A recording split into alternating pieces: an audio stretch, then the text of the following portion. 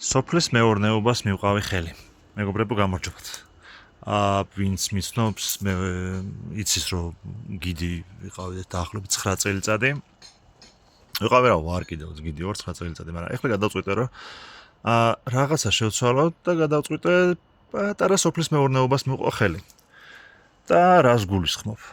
მაგალითად, შევიძინე ეს პატარა სათბური, დავამონტაჟე კონდენსიონერი, დავამონტაჟე წყლის სისტემა, განათებები და მოკლედ აქ მინდა გავუშვა სოკო.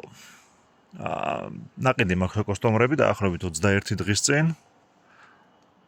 და ახლა დღეს უნდა ჩამოვკიდო აქ, იმიტომ რომ ჯერ იყო ინკუბაციის პერიოდი და შემდეგ არის უკვე სოკოს გამოტანის პერიოდი.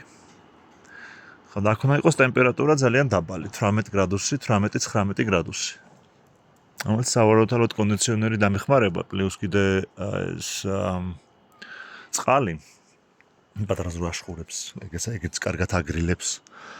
ხო და დაახლოებით დღეიდან 10 დღეში მექნება სოკო.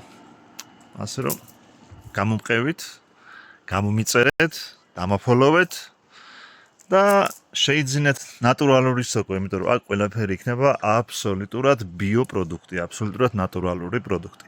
ასევე არ მინდოდა უმეყენებინა ესეთი მიწა, რომელშიც რა თქმა უნდა ნატურალური პროდუქტი ნაკელი შემოვიტანე, დავყარე, შემდეგ დავბარე და დღეს უკვე გავუშვებ ხავხს.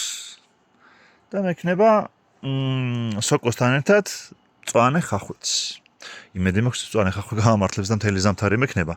იმიტომ რომ სოკოსთან და სოკოს ტემპერატურას ტენიანობას ყველაზე ძალიან კარგად მწვანე ხახვი ერგება. ხო და ესე შემოკარგო ნახოთ აბა რა იქნება. დროებით დაელოდე ჩემს შემდეგ ვიდეოებს სოკოს გადმოტანის პროცესს, მე ხახვის დათესვის პროცესს და ნელ-ნელა ეტაპობრივად მოგაწვით განვითარების ამბავს, როგორ განვითარდება სოკო. შეიძლება განვითარდეს, შეიძლება არ განვითარდეს, არ ვიცი, ნახოთ მოკლედ ყოველ შემთხვევაში ესე მაქვს გეგმაში. დროებით გამომიწერეთ